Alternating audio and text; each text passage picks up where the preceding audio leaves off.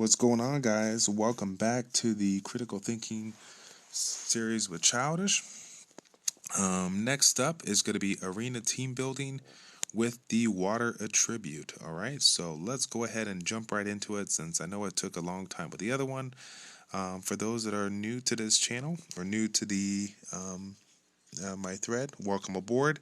If you haven't checked out the Firebase team, I would recommend listening to that because that one is going to have some basic information that is going to allow this video to make more sense. Okay, so I'm going to go ahead and start out with the first awakened unit.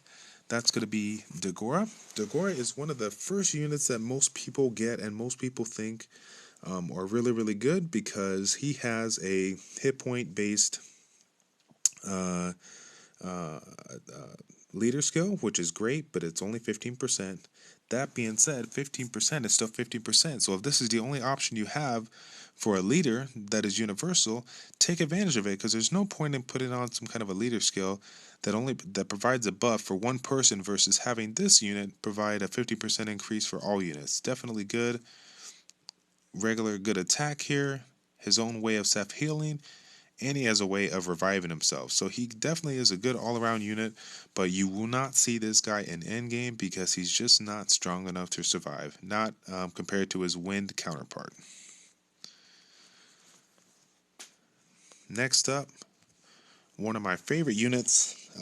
I've gotten her before, but I never utilized her because I had so many other options. I had the Fire Fairy that I liked. This unit is an accuracy-based unit. What is this going to do? This is going to allow you to, allow you to land the skills that are based on percentages. So if you have a certain skill that has a 50% chance to decrease defense and 80% chance to decrease offense or decrease attack, that's going to help this right here. Okay. Why is this a great unit to have? Because her accuracy skills go hand in hand with her attacks.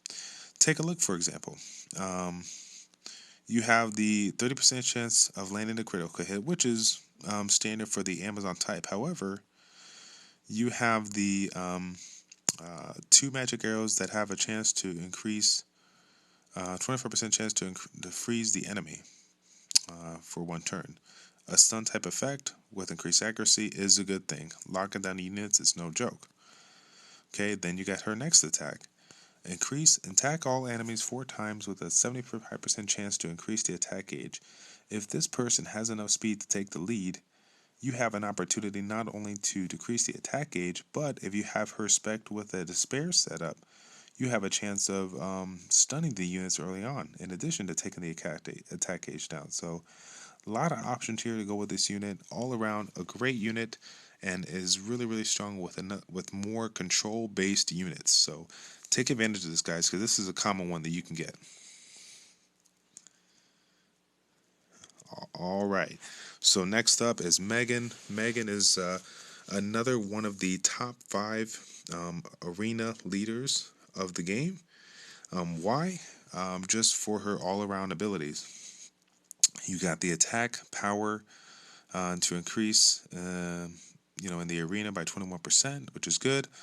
But she has a buff that increases her attack power and defense for 2 turns, in addition to increasing the attack bar of all allies.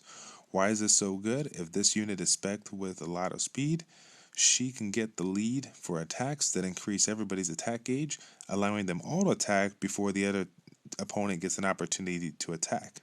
In addition, she has an ability that can remove beneficial effects, which is very, very good for people that have any kind of shield-based effect or immunity-based effect. Any kind of effect can be removed by this, so very, very good.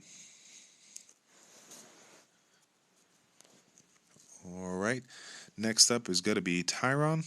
Tyron is, again, one of the top 5 units of the game for Arena. His leader skill is not as good as his wind counterpart, giving 24% attack speed, but his AoE freeze and his cyclone attack and basically all three attacks are just very, very strong. A chance to attack consecutively. You got the chancing of putting glancing hit on your units, and then you got the attack that basically freezes everybody for one turn. So if you have enough accuracy, you can essentially lock the other team down really good. In addition, if you spec them with Despair, which is a stun-based setup, if you miss your freeze, you still have the opportunity for 2 AoE attacks to hit, and land a stun. So very, very strong. Definitely recommended. Hold on to this guy if you get him. Next up, we got Azaria. Azaria is kind of another one of those kind of fan favorite units, but I wouldn't consider her top 5. Why? Because she increases the attack speed of the allies in the arena by 24%. In addition, the succubuses have the ability to sleep the unit, which is great, but that being said, it is a sleep and not a stun, and it can be knocked off. If she does land asleep, though, her attack gauge goes up by 50%, really giving her a nice boost in her ability to continuously sleep units and lock down their team. So if you get one of these guys, hold on to them. This is used in the end game and can be one of the best units you have.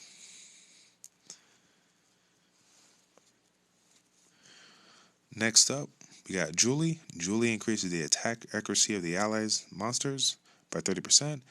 Very good for control-based teams. She has a freeze. She has a really nice AoE attack.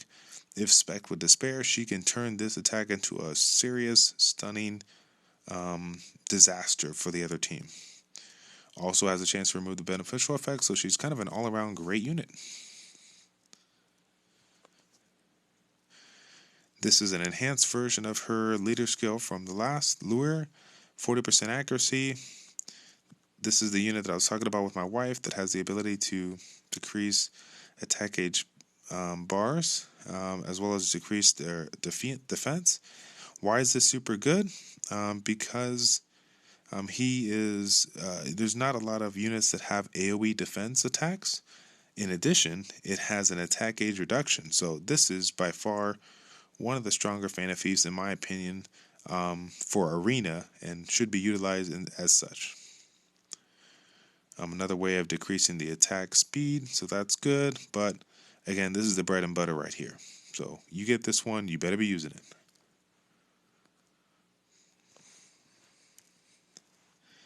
Next up, we got Rigo. This one here, interesting.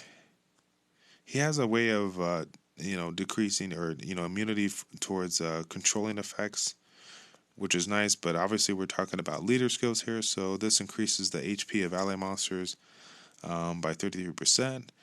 Where can this be good? This can be good on the units that have attacks and or defensive maneuvers based on hit points. So if you have a nice high hit point team, defensive or offensive, this can be good.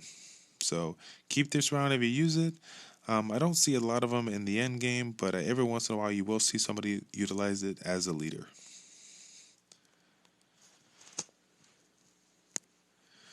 Next up, this is a unit that I picked up about a month ago, maybe about a week after the units came out. The Water Kung Fu Girl, Zhao Lin.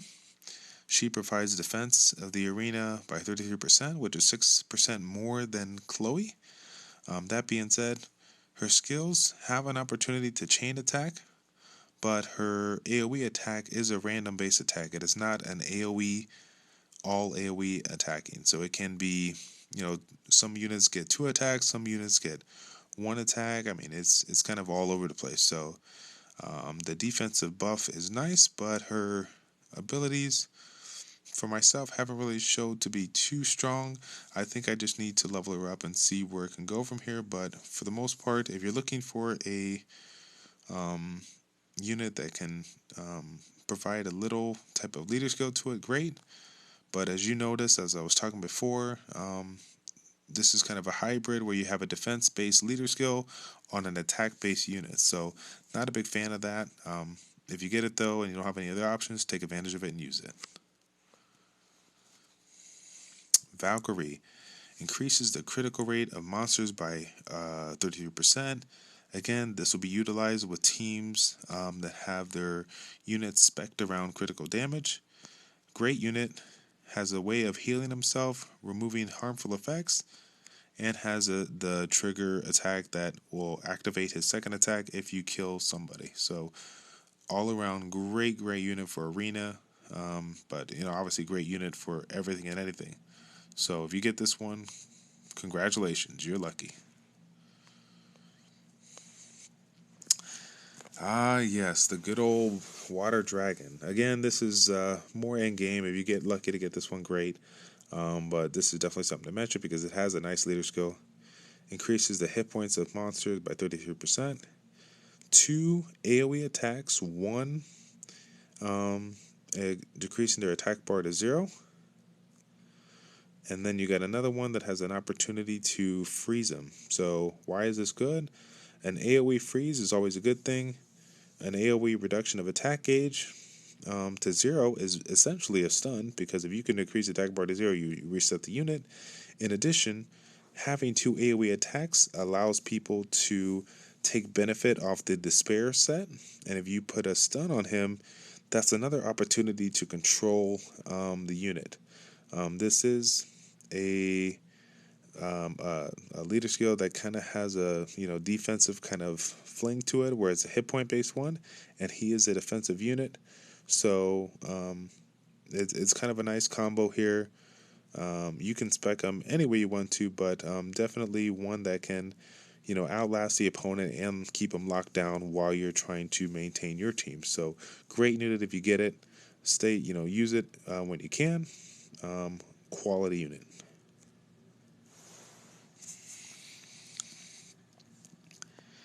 Next up, we got Praha. It's the Water Oracle. Another situational unit that provides a lot of resistance. So this can be a situational leader to use for your offense if you're trying to counter a team's abilities. But defensively, this will probably be used a lot more if you have a heavy defensive / resistance based team, meaning your goal is to outlast the opponent and basically let the towers kill them off. You got the removal of beneficial effects, so great counter type team, counter type attack, and then she has her AoE heal, which is awesome. But it puts yourself to sleep for 1 turn, which I don't mind too much because normally somebody will hit her, knock her out of the sleep, and she'll be back ready to go by next turn.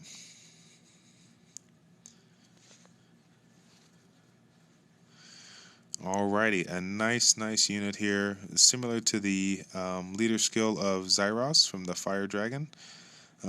Attack power by 33%, and he is an attack-based unit, so those two play hand in hand. Shout out to Juntz, Juntz, who just recently got this unit today. Has an opportunity to hit the enemy 4 times. You got the reduction of attack gauge by hitting all of the units.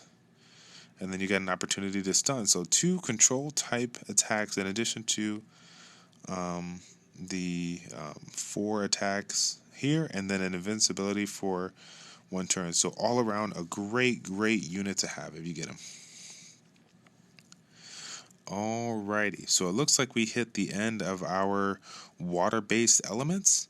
Thank you guys again for tuning in. Stay tuned for part 3 of the Critical Thinking with series, Critical Thinking with Childish, on the arena teams, and look forward. I hope you look forward to that. We'll be talking about the win-based teams, and if we're not too far into it, we'll go ahead and talk about my closing thoughts with regards to teams, and maybe a little bit about my team as well. All right, take care, and we'll see you